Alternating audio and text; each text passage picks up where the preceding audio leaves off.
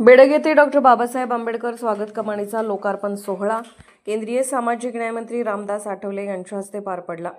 दैनिक वृत्तवेग news network जिल्हा प्रतिनिधी मनोज कांबळे।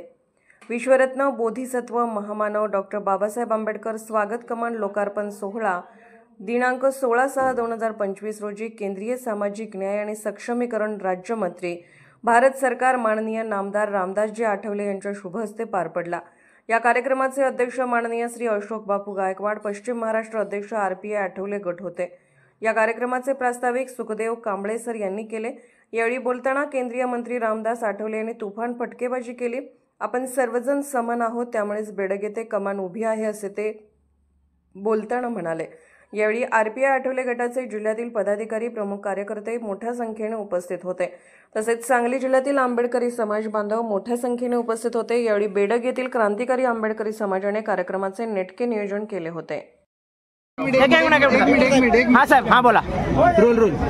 बेडग मध्ये बाबासाहेब आंबेडकरांच्या नावाच्या कमानीवरून काय वाद होता आणि तो वाद आता मिटल्यानंतर या ठिकाणी गावकऱ्यांच्या सहकार्याने ग्रामपंचायतीच्या सहकार्याने या ठिकाणी जो आमचा दलित बौद्ध समाज आहे आणि गावकरी आहे त्यांच्यामध्ये एकमत झालं आणि आता एकमताने बाबासाहेब आंबेडकरांच्या नावाची 23 फुटाची जी कमान आहे ती कमान या ठिकाणी उभी राहिलेली आहे।